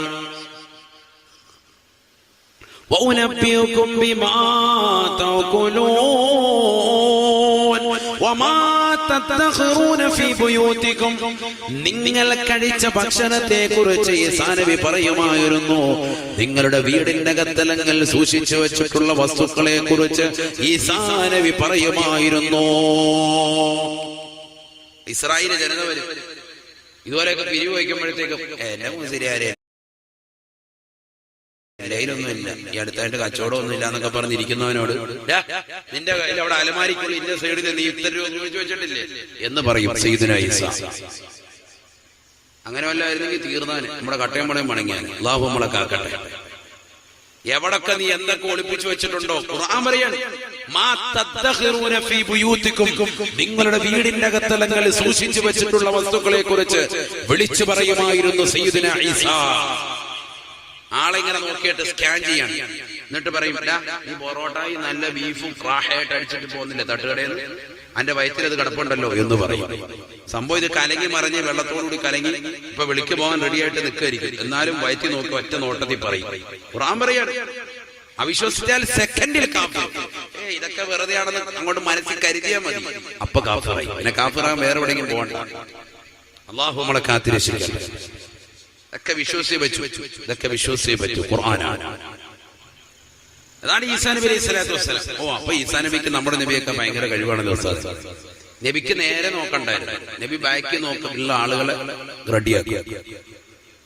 നബി സല്ലല്ലാഹു അലൈഹി വസല്ലമ തങ്ങൾ പറഞ്ഞില്ലയോ, ഞാൻ എന്റെ മുന്നിലേക്ക് നോക്കുന്നത് പോലെ എന്റെ പിന്നിലുള്ളതാകുന്ന നിങ്ങളെ കാണുന്നുണ്ട് എന്ന് ഹബീബ് റസൂലുള്ളാഹി. മനസ്സിലായല്ലോ? ഈസാ നബിക്ക് എന്ത് വേണം? നേരെ നോക്കണം, എന്നാലേ ആളെങ്ങനെ പറയാൻ പറ്റും. നബിക്ക് നേരെ പോലും നോക്കണ്ട. നബി അങ്ങോട്ട് നോക്കി നിൽക്കും, പുറകിലുള്ളവനെ ശരിക്ക് കാണും, അവന്റെ പ്രവർത്തനങ്ങൾ കാണും, അവന്റെ രീതി കാണും, അവന്റെ ശൈലി കാണും, അവനിലുള്ള സകലതും നബി സല്ലല്ലാഹു അലൈഹി വസല്ലം അറിയാം. അതാണ് മുത്തുനബിക്കുള്ള പവർ. അപ്പൊ നബിയാണ് ഒന്നുകൂടി മേലെ. അള്ളാഹു മനസ്സിലാക്കാൻ തൗഫീഖ് തരട്ടെ. അള്ളാഹു തൗഫീഖ് തരട്ടെ. ഇങ്ങനത്തെ പ്രവാചകനാകുന്ന ഈസാ നബിയെ പോലും ഇത്രയേറെ കഴിവുകൾ അള്ളാഹു കൊടുത്ത വ്യക്തിയാണ്. കുഷ്ഠരോഗം ശിവപ്പെടുത്തും, പാണ്ഡ്യരോഗമുള്ളവർക്ക് ശമനം നൽകും, സോറിയാസിസ് പോലെയുള്ള മാരകമായ രോഗത്തിനടിവപ്പെട്ടവർക്ക് രോഗം ശമനം വരുത്തും, മരിച്ചുപോയവരെ ജീവിപ്പിക്കും. ഉള്ളിൽ കിടക്കുന്ന വസ്തുക്കൾ എന്തൊക്കെയാണ് എന്നുള്ളത് പുറത്തുനിന്ന് പറയും. വീടിനകത്തലങ്ങളിലുള്ളതാകുന്ന നിധികുംഭങ്ങളെ കുറിച്ച്, അവന്റെ ആഭരണങ്ങളെ കുറിച്ച്, അവന്റെ വസ്ത്രങ്ങളെ കുറിച്ച്, അവന്റെ വീട്ടിനുള്ളിൽ അറകളിൽ സൂക്ഷിച്ചു വെച്ചതാകുന്ന നാണയത്തുട്ടുകളെ കുറിച്ച് പോലും വിശദീകരിച്ചുകൊണ്ട് പറയുമായിരുന്ന ഈസാ നബി, ഇത്രയേറെ കഴിവുകൾ കൊടുത്തതാകുന്ന പ്രവാചകനെ അല്ലാഹു നിയോഗിച്ചത്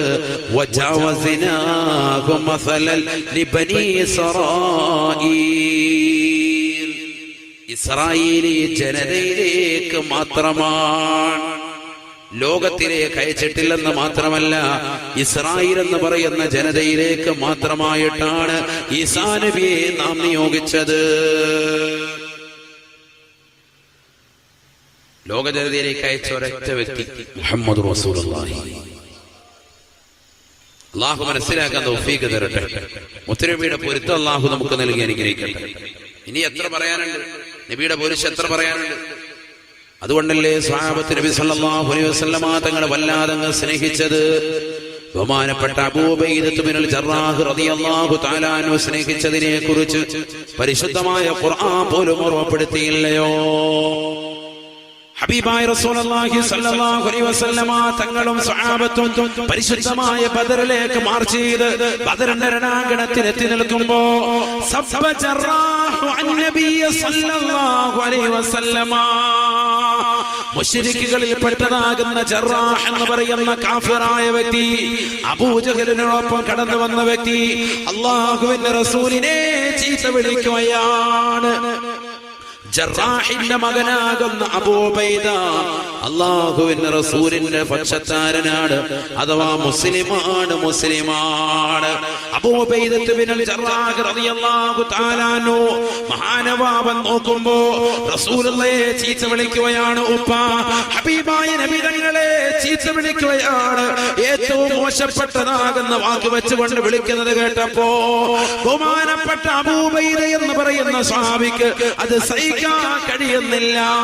വാപ്പ കുഫാറുകളുടെ പക്ഷത്താണ്. രണാങ്കണത്തിലേക്ക് ഇറങ്ങി നിന്നുകൊണ്ട് ചീത്ത വിളിക്കുകയാണ്.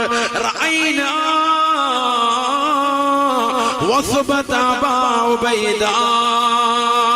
സഹാബത്ത് പറയുകയാണ്, സഹാബത്ത് ഓർമ്മപ്പെടുത്തുകയാണ്, ഞങ്ങളൊരു ചാട്ടമാണ് കാണുന്നത്. അബൂ ഉബൈദ ഊരിപ്പിടിച്ച വാളുമായി പോർക്കളത്തിലേക്ക് ചാടിയിറങ്ങുകയാണ്.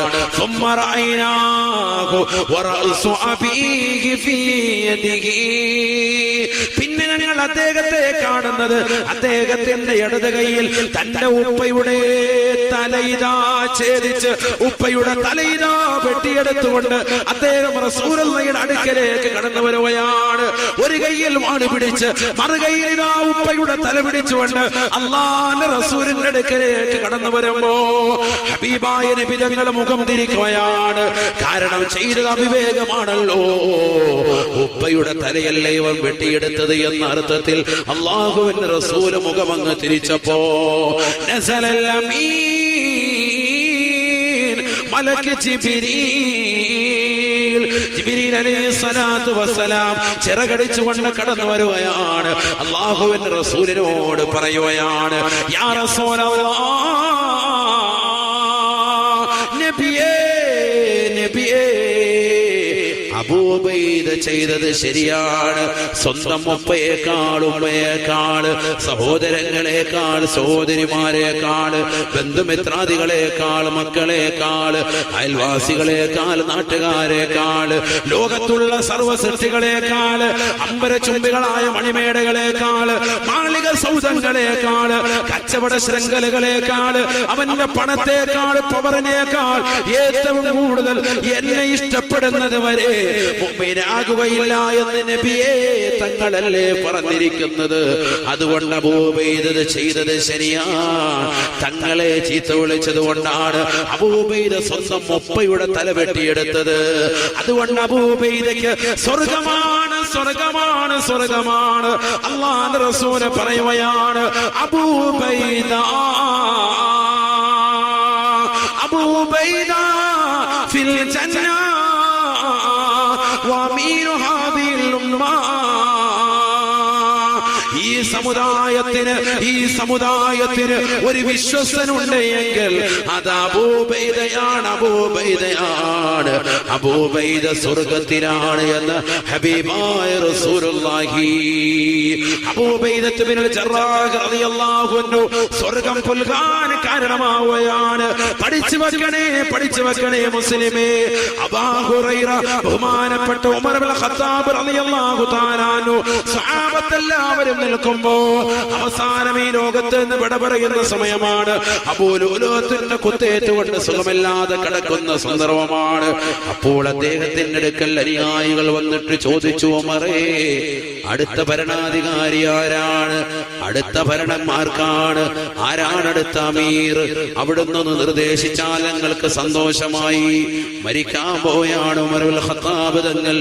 അപ്പോഴാണ് ഉമർ ഇബ്നുൽ ഖത്താബ് തങ്ങൾ ലോക ജനതയോട് ഒരു കാര്യം വെളിപ്പെടുത്തുന്നത്. ഞാൻ ഒരിക്കലും ഒരു നേതാവിനെ പറയുകയില്ല, ലൗ കാന അബൂ ഉബൈദത ഹയ്യാ, സഹാബത്തെ അബൂ ഉബൈദയെങ്ങാനും മരിച്ചില്ലായിരുന്നുവെങ്കിൽ, അദ്ദേഹം യുദ്ധത്തിൽ മരണപ്പെട്ടു പോയില്ലയോ, അബൂ ഉബൈദ മരിച്ചിട്ടില്ലായിരുന്നുവെങ്കിൽ ഞാനാക്കിയിരുന്നേരല്ല ജഅൽതുഹു ഖലീഫത്തൽ മുസ്ലിമീൻ. അബൂ ഉബൈദയെ അടുത്ത നേതൃത്വമായി, അടുത്ത ഖലീഫയായി ഞാൻ നിശ്ചയിച്ചേനെ എന്ന് ഉമർ ഇബ്നുൽ ഖത്താബ് റളിയല്ലാഹു അൻഹു. അനുയായികൾ മിണ്ടാതെ നിൽക്കുമ്പോ അബൂ ഉബൈദ വീണ്ടും പറയുകയാണ്, എന്തേ കാരണം ലിഅന്നീ സമീഅതു റസൂലല്ലാഹി സ്വല്ലല്ലാഹു അലൈഹി വസല്ലം, അല്ലാഹുവിന്റെ റസൂൽ അവിടുത്തെ നാമം കൊണ്ട് മദ്ഹ് ചെയ്ത വ്യക്തിയാണ്, പുകഴ്ത്തി പറഞ്ഞ വ്യക്തിയാണ്. അബൂ ഉബൈദ അമീനു ഹാദിഹിൽ ഉമ്മ. നബി തങ്ങൾ പറയുന്നത് ഞാൻ എന്റെ കാതുകൊണ്ട് കേട്ടിട്ടുണ്ട്. അബൂ ഉബൈദ ഈ സമുദായത്തിന്റെ വിശ്വസ്തനാണ് എന്ന് ഹബീബായ റസൂലുള്ളാഹി. അതുകൊണ്ട് അദ്ദേഹം ജീവിച്ചിരുന്നുവെങ്കിൽ അദ്ദേഹത്തെ അടുത്ത ഖലീഫയാക്കിയേനെ എന്ന് അമീറുൽ മുഅ്മിനീൻ ഉമർ ഇബ്നുൽ ഖത്താബ്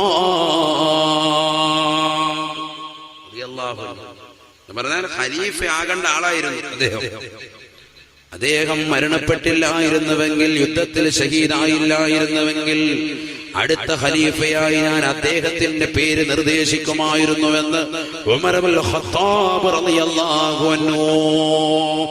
അത്ര സ്ഥാനമാണ് അബൂ ഉബൈദയ്ക്ക്.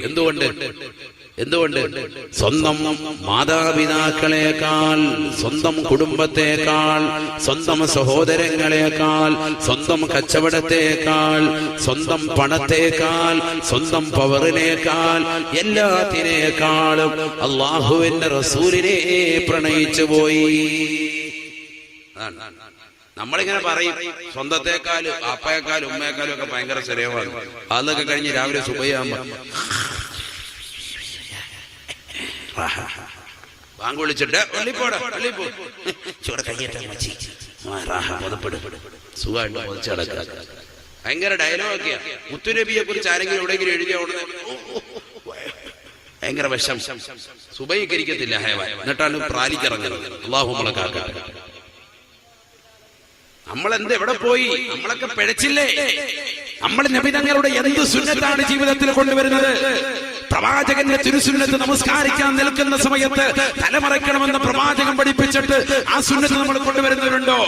അള്ളാഹുവിന്റെ റസൂൽ തന്റെ പ്രിയപ്പെട്ട ഭാര്യയുമായി ശാരീരിക ബന്ധത്തിൽ ഏർപ്പെടുന്ന സമയത്ത് പോലും തലയിൽ തൊപ്പിയുണ്ടായിരുന്നു, തലമറച്ചിരുന്നു എന്ന് ആയിഷ ബിബി റളിയല്ലാഹു അൻഹ. എവിടെ ഭാര്യയുമായി ബന്ധപ്പെടുന്ന സമയത്ത് പോലും നമ്മൾ അങ്ങോട്ട് ചെന്ന് കഴിഞ്ഞാൽ ഒന്നുമില്ല, ഒന്നുമില്ലാതെ. ഇത് സ്വന്തം ഭാര്യയുമായി ബന്ധപ്പെടുന്ന സമയത്ത് പോലും തലമറച്ചിട്ട് മുത്തുനബി മുഹമ്മദ് റസൂലുള്ളാഹി. അതൊക്കെയാണ് സുന്നത്ത്. ആ സുന്നത്ത് കാത്തിരക്ഷിക്കണം. ബാത്റൂമിൽ കയറുമ്പോ, ടോയ്ലറ്റിൽ കയറുമ്പോ തലമറയ്ക്കുന്നവരുണ്ടോ?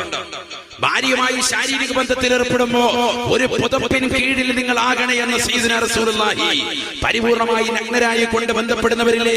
പരിപൂർണമായി നഗ്നരായി കുളിക്കുന്ന സമൂഹം മുസ്ലിം സമുദായത്തിലില്ലേ? മാറ്റം വരണ്ടേ? താടി വെച്ച ചെറുപ്പക്കാരാ, നീ താടി വെച്ചത് റസൂലുള്ളാഹിയുടെ തിരുസുന്നത്ത് വെച്ചിട്ടാണോ? അതല്ല ദുൽഖർ സൽമാൻ താടി വെച്ചത് കണ്ടിട്ടാണോ? സിനിമാ നടന്മാരെ കണ്ടപ്പോ ഹൈവാൻ നല്ല താടി, ഓൻ പഠിച്ചപ്പോഴത്തേക്ക് ഓൻ ഫുള്ളായിട്ട് അങ്ങ് പഠിച്ചു.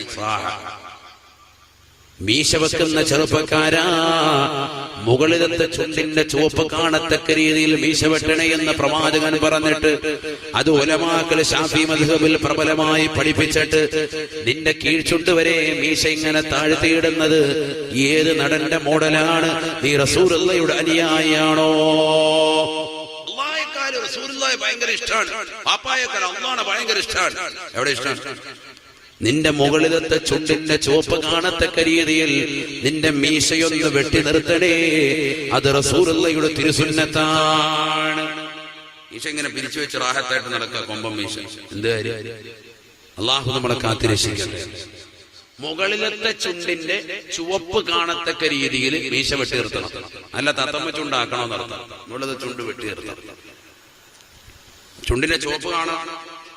ഇതിങ്ങനെ കീഴ്ചുണ്ട് വരെ ഇങ്ങനെ തൂക്കിയിട്ടിരിക്കുക. ചായ കുടിക്കുമ്പോൾ ഇച്ചിരി മിച്ചമുണ്ട്, ആഹത്തായിട്ട് കുടിച്ചോണ്ടിരിക്കുക. ഫുഡൊക്കെ കഴിച്ചിട്ട് കുറച്ചവിടെ മിച്ചം പോകും. ഈ നമ്മളെന്നിട്ട് ഭയങ്കര തിരുസുന്നത്തിന്റെ അഹിലുകാർ, ഭയങ്കര സുന്നത്യമായ. എന്ത് സുന്നത്യമായ? എവിടെ നമ്മുടെ ജീവിതത്തിൽ സുന്നത്തെവിടെ? നീ ടോയ്ലറ്റിലേക്ക് കയറുമ്പോ ഇടതുകാല് വെച്ച് കയറണേ. അല്ലാഹുമ്മ ഇന്നി അഊദു ബിക മിനൽ ഖുബുസി വൽ ഖബായിസി എന്ന് ചൊല്ലണേ. ആൺപിശാചുക്കളെ തൊട്ടും പെൺപിശാചുക്കളെ തൊട്ടും അല്ലാഹ് നിന്നോട് ഞാൻ കാവൽ തേടുന്നു എന്ന് ചൊല്ലണേ. ആരാണ് സഹോദര ചെല്ലുന്നവർ? ഇടതുകാല് വെച്ച് കയറുന്നവരാരാണ്? ഇടത് ഭാഗത്തിന്റെ മേൽ ആസ്വദിക്കുന്നത് ആരാണ്? നീ ടോയ്ലറ്റിലേക്ക് ചെന്നിരിക്കുന്നതിന് പ്രകാരം മാത്രമാണ് നിന്റെ തുണി മുകളിലേക്ക് ഉയർത്തേണ്ടത് എന്ന് ഹബീബ് റസൂലുള്ളാഹി. ഇത് മൂത്രമൊഴിക്കാൻ പോവാൻ, പിലാക്കല് പള്ളിക്ക് പോകാൻ പോവാ. ഇവിടുന്ന് തന്നെ പോകുമ്പോഴത്തേക്ക് മുണ്ടക്കിനെ മാടിക്കൊച്ചു. എങ്ങോട്ട് പോവാ ആചാരെ? പള്ളി പോവാ മൂത്രമൊഴിക്കാൻ. വാഹത്തായിട്ട് തൊടയൊക്കെ കാണിച്ചിട്ട് ആചാര് പോവാ. ഇങ്ങനെയല്ലേ ചെയ്യുന്നു? പള്ളിയിലെ മുസ്ലിയാരെ അവിടെ ഇപ്പൊ ഉണ്ടാവും. മുസ്ലിയാറെ മുന്നിൽ മുണ്ടൊക്കെ, മുസ്ലിയാരെ സുഖല്ലേ, രാവിലെ കഴിച്ചായിരുന്നോ? അല്ലാഹു നമ്മളെ കാക്കട്ടെ. തൊടയൊക്കെ വെളിയിൽ കാണിച്ചോണ്ടാ നിൽക്കുന്നത്. മുട്ടുപൊക്കലിനെ ഉൾപ്പെടെ മറച്ചിരിക്കണ്ടേ? നിർബന്ധമല്ലേ? സുന്നത്തല്ലല്ലോ, നിർബന്ധമല്ലേ? ലോകത്ത് മുണ്ട് മടക്കി കുത്തുന്ന ഒരൊറ്റ സമൂഹം മലയാളികൾ. സൗദി ചെന്നിട്ട് മുണ്ട് അങ്ങനെ മടക്കി കുത്തുന്നുണ്ടോ? ഓരോട് നേരത്തെ എന്നിട്ട് മലയാളത്തിൽ സംസാരിക്കും. കാരണം എന്താ? മലയാളി മാത്രമല്ല അങ്ങനെ മുണ്ട് മടക്കി കുത്തുള്ളൂ. സംസ്കാര ശൂന്യർ. സംസ്കാരമുണ്ടെന്ന് അവകാശപ്പെടുന്നു, പക്ഷെ സംസ്കാരമില്ല. അല്ലാഹു നമ്മളെ കാക്കട്ടെ. മുണ്ടിങ്ങനെ മുണ്ട് കൊടുക്കുകയാണ്, എന്നിട്ട് പിന്നെ അത് മടക്കി കുത്തി ഭയങ്കര സംഭവമായിട്ട് നിൽക്കുക ആള്. നമ്മുടെ എത്ര സുന്നത്ത് പോയി. ബാത്റൂമിലെ ടോയ്ലറ്റിലേക്ക് കയറി അങ്ങോട്ട് ഇരിക്കുന്നതിന് പ്രകാരമാണ് നിന്റെ നഗ്നത വെളിവാക്കുന്നത്. ആര് ശ്രദ്ധിക്കുന്നു? ഇടത് ഭാഗത്തിന്മേൽ ആസ്വദിക്കണം. ഇപ്പൊ എല്ലാവരും യൂറോപ്യൻ ക്ലോസറ്റ് ആസ്വദിച്ചില്ലേ? എല്ലാ വീടുകളിലും പുതിയ വീട് പണിയുന്നിടത്തൊക്കെ യൂറോപ്യൻ ക്ലോസറ്റ് വരെയാണ്. എല്ലാവരും യൂറോപ്യൻ ക്ലോസറ്റ് ആക്കി. അതുകൊണ്ട് എന്താ? ഈ പലജാതി അസുഖങ്ങളാണ്. ശരിക്കും അവന് ശോധന നടക്കുന്നില്ല, മലമൂത്ര വിസർജനം പരിപൂർണമാകുന്നില്ല. എത്ര കഴിഞ്ഞാലും പിന്നീടും കുറച്ച് അവശേഷിക്കുന്നത് പോലെ അവന് തന്നെ ഒരു തോന്നലുണ്ടാവുക. വൻകുടലിൻ്റെതാകുന്ന ശൈലി ഇടതുഭാഗത്തിന്മേലല്ലേ കൊണ്ടുവരുന്നത്. അതുകൊണ്ട് ഇടതുഭാഗത്തിന്മേൽ ആസ്വദിച്ചിരുന്നാൽ പരിപൂർണമായി മലമൂത്ര വിസർജനം നടക്കും. ആരായത് ശ്രദ്ധിക്കുന്നത്? ഇതൊക്കെ പ്രവാചകൻ പഠിപ്പിച്ചിട്ട് എന്തേ നമ്മളെ ശ്രദ്ധിക്കാതെ പോയത്? നബി സല്ലല്ലാഹു അലൈഹി വസല്ലമ തങ്ങൾ പറഞ്ഞില്ലേ, ടോയ്ലറ്റിൽ ഇറങ്ങുമ്പോൾ വലതുകാല് വെച്ച് ഇറങ്ങണേ. അവിടെ കയറുമ്പോൾ തന്നെ തലയിൽ തൊപ്പി ധരിക്കണേ, നഗ്നത മറക്കണേ. വലതുകാല് വെച്ച് ഇറങ്ങിക്കൊണ്ട് പറയണേ, ഗുഫ്റാനക അൽഹംദുലില്ലാഹി അദ്ഹബ അന്നിൽ അദാ വഅഫാനി. അല്ലാഹു എന്റെ ഈ മ്ലേച്ഛതകളെ നീക്കിയതാകുന്ന പടച്ചറബേ, നിനക്കാണ് സർവസ്തുതിയും, നീ എന്റെ പാപങ്ങൾ പുറത്തു തരണേ അല്ലാഹ്. ഇത് പറയുന്നവനാരാണ്? ഒരു ദിവസം 5-10 പ്രാവശ്യം ടോയ്ലറ്റിലേക്ക് പോകുന്ന മുസ്ലിം അല്ലയോ, സുന്നിയല്ലയോ? നിന്റെ ജീവിതത്തിൽ ഇത് കടന്നു വരാത്തത് എന്താണ്? പള്ളിയിലേക്ക് കയറുമ്പോൾ വലതുകാല് വെച്ച് കയറണേ, ഇറങ്ങുമ്പോൾ ഇടതുകാല് വെച്ച് ഇറങ്ങണേ. ഇടതുകാലിൽ നീ ചെരുപ്പ് ധരിക്കുന്ന സമയത്ത് വലതുകാല് ചെരുപ്പ് ധരിക്കണേ. അത് തന്നെ ഇരുന്നു കൊണ്ട് ധരിക്കണേ. ചെരുപ്പൂരുമ്പോൾ ഇടതുകാലിലെ ചെരുപ്പാദ്യം ഊരണേ. നീ പാൻസ് ധരിക്കുമ്പോൾ ഇരുന്നു കൊണ്ട് പാൻസ് ഇടണേ. അങ്ങനെ അല്പം ഇട്ടതിന് ശേഷം 2 കാലും ഇട്ടുകൊണ്ട് എഴുന്നേറ്റ് നിന്നുകൊണ്ട് പരിപൂർണമായിടണേ. നിന്നുകൊണ്ട് തലമുടി ചീകരുതേ. അള്ളാന്റെ റസൂല് പഠിപ്പിച്ചതല്ലയോ? അലമാരയ്ക്ക് മുന്നിൽ നിന്നുകൊണ്ട് മുടി ചീകി ഒതുക്കുന്ന സഹോദര, നിന്റെ ജീവിതത്തിൽ നിന്ന് ഒരിക്കലും ഹമ്മ് വിട്ടുകൊഴിയുകയില്ല എന്ന് ഹബീബ് റസൂലുള്ളാഹി. അതല്ലേ മനസ്സിനിപ്പോഴും ക്ലേശം, മനസ്സിനിപ്പോഴും ഒരു ടെൻഷൻ. കൊടുത്താലിന് കിട്ടുമോ? പണം നമുക്ക് വരുമോ? സമ്പത്തിന് നമുക്ക് തിരിച്ചു വരുമോ? വരുമോ? സാമ്പത്തിക അടിത്തറ പാകാൻ കഴിയുമോ? ഇഖാമ ശരിയാകുമോ? വിസ റെഡിയാകുമോ? മക്കളെ പഠിത്തം ശരിയാകുമോ? എന്റെ ഭർത്താവിന് എന്നോടുള്ള സ്നേഹമുണ്ടാകുമോ? എന്തേ പെണ്ണേ നിനക്കില്ലാതെ പോയത്? നീ പോയി ഇരിക്കുകയാണ് എങ്കിൽ തന്നെ വാതിൽപ്പടിയിൽ ഇരിക്കരുതേ, അത് ദാരിദ്ര്യത്തെ ക്ഷണിച്ചു വരുത്തുന്നതാണ് എന്ന് ഉലമാക്കൾ രേഖപ്പെടുത്തുകയാണ്. നിന്നുകൊണ്ട് ചീകരുതേ, അത് ഹമ്മുണ്ടാകും, അഥവാ മനസ്സിനെപ്പോഴും ക്ലേശമുണ്ടാകും. ഇരുന്നു കൊണ്ട് വാതിൽപ്പടിയിലും ഇരിക്കരുതേ, അത് ചീകാനായിരുന്നാലും അല്ലാതെ ആയിരുന്നാലും, അടുക്കള വാതിലാകട്ടെ വീതിന്റെ വാതിൽപ്പടികളാകട്ടെ, ഇരിക്കരുത് എന്ന് ഉലമാക്കൾ പഠിപ്പിക്കുന്നു. വീട്ടിൽ ദാരിദ്ര്യം വിട്ടുമാറുകയില്ല. നമ്മൾ ഇരുന്ന ചീകാർ ഉസ്താദെ പെണ്ണുങ്ങൾ പറയാം എവിടെ ഇരിക്കുന്നത്? അത് വീടിന്റെ വാതുക്കപ്പടി. ഭർത്താവ് പകലന്തിയോളം പണിയെടുത്താലും പൈസ പുരൂസ് കിട്ടൂല. യജമാനൻ പറയും ഇന്ന് പോയിട്ട് നാളെ തരാന്ന് പറഞ്ഞു. പിറ്റേ ദിവസം മൂപ്പരെ കാണില്ല, മൂപ്പര് ഗൾഫിൽ പോയി 2 മാസം കഴിഞ്ഞിട്ട് വരും. അതുവരെ ജോലി ചെയ്തു, കൂലിയില്ല. എന്താ കാര്യം? സംഭവമൊന്നുമില്ല, പെണ്ണുങ്ങളും ഇവിടെ ഇരുന്നതാ. അതാ വിഷയമായി ദാരിദ്ര്യം. അല്ലാഹു നമ്മളെ കാക്കട്ടെ. നബിതങ്ങൾ പഠിപ്പിച്ചൊക്കെ വെച്ച് നോക്ക്. നിങ്ങൾ ഇരുന്നുകൊണ്ടൊക്കെ ഒന്ന് മുടി ചീകി നോക്കും, എന്നിട്ട് ആ ഭാര്യയുടെ മുടിയൊക്കെ ഒന്ന് ചീകി കൊടുക്കും. അല്ലാഹു തൗഫീഖ് തരട്ടെ. ഭർത്താക്കന്മാര് നബി സല്ലല്ലാഹു അലൈഹി വസല്ലം മാതൃക വേണ്ടേ?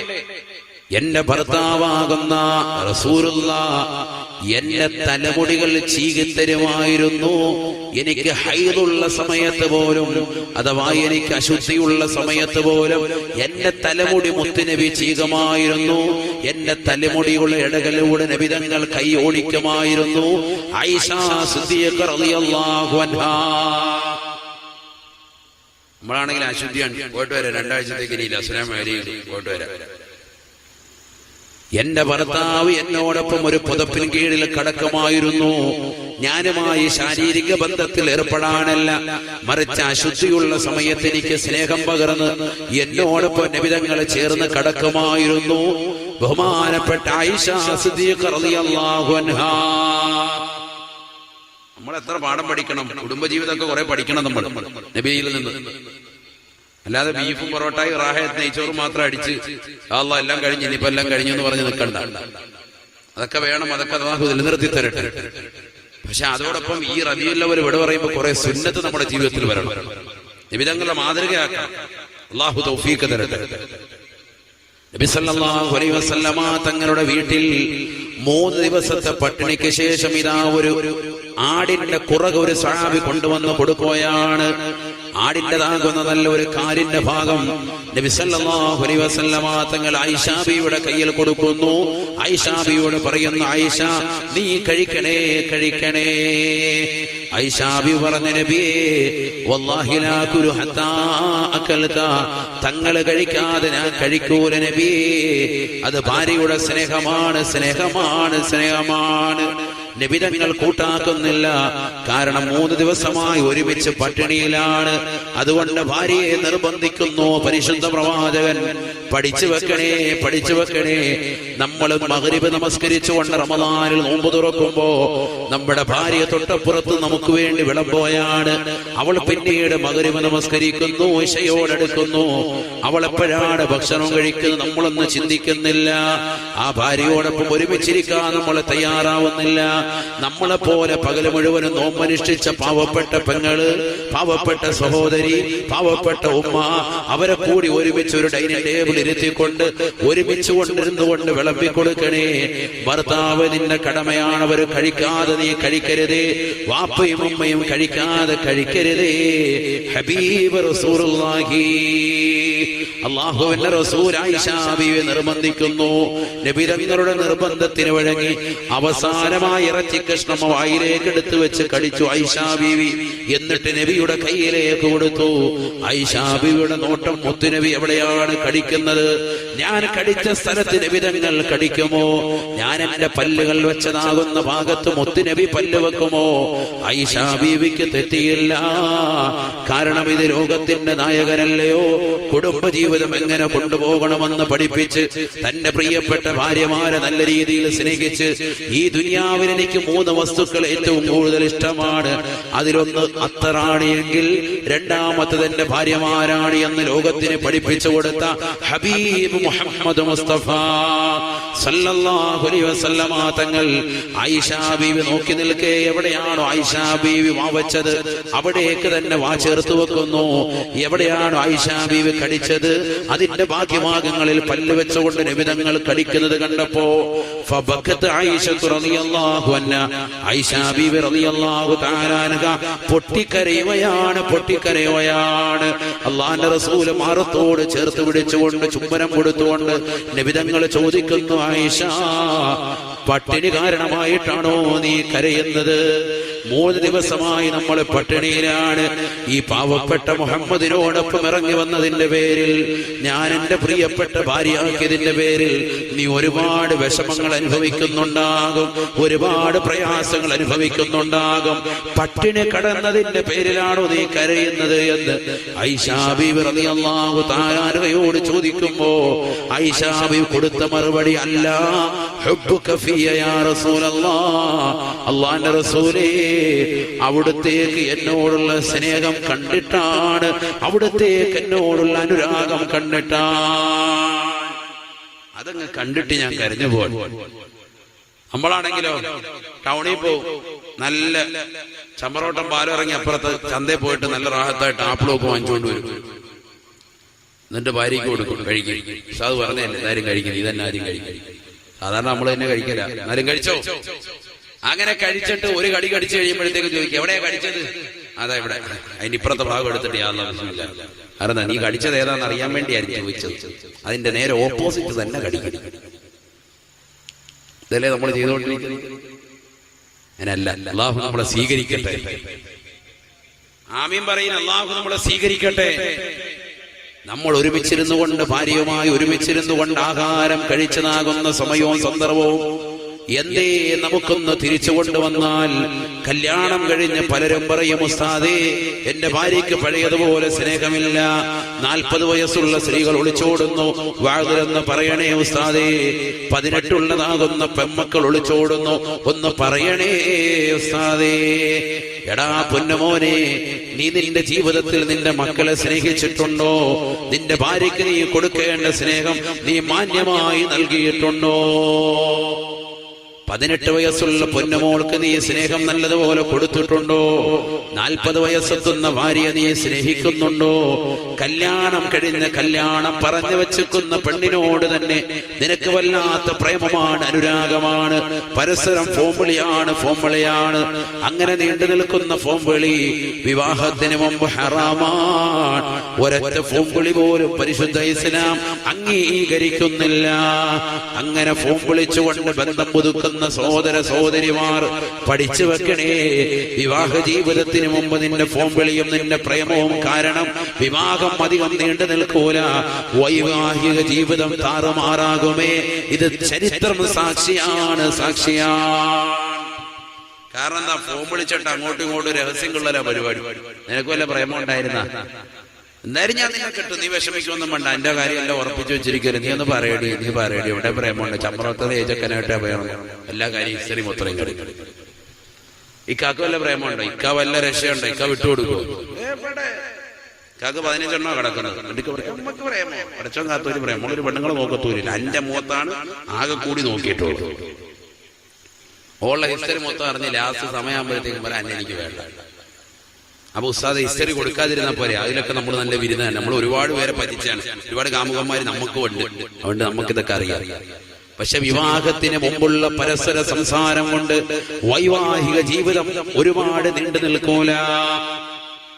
നിങ്ങൾ യൂട്യൂബിൽ സെർച്ച് ചെയ്ത് നോക്ക്, 50 സിനിമാ നടീനടന്മാര് നല്ലപോലെ പരസ്പരം സ്നേഹിക്കാൻ അറിയുന്ന, നമ്മളെക്കാൾ നല്ല രീതിയിൽ സ്നേഹത്തിന്റെ രൂപഭാവങ്ങൾ മുഖത്ത് വരുത്തുകയും ശരീരത്തിന്റെ ആകാര സൗഷ്ഠങ്ങളുമുള്ള നല്ല സൗന്ദര്യബോധമുള്ളതാകുന്ന നടീനടന്മാർ 50 പേരിലധികവും പരസ്പരം വിവാഹം കഴിച്ചിട്ട് മോചിതരായ ചരിത്രം യൂട്യൂബിലൊന്ന് സെർച്ച് ചെയ്ത് നോക്കണേ.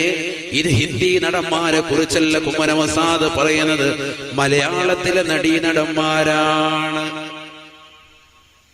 ദിലീപും മഞ്ജു വാര്യരും അറിയില്ലേ? പിന്നെ ഇത് രാവിലെ കൂടെ പടം കണ്ടിട്ടാ വന്ന മുസ്ലിയാര്. എന്താ പറയുക, അല്ലാഹു നമ്മളെ കാക്കട്ടെ അല്ലേ? അങ്ങനെ എത്ര കഥകൾ കിടക്കുന്നു. എവിടെ പോയി? 50 നടീനടന്മാർ, 1-2 അല്ല, കൂടി പെണ്ണം കൂടിക്കൊണ്ടിരിക്കാൻ.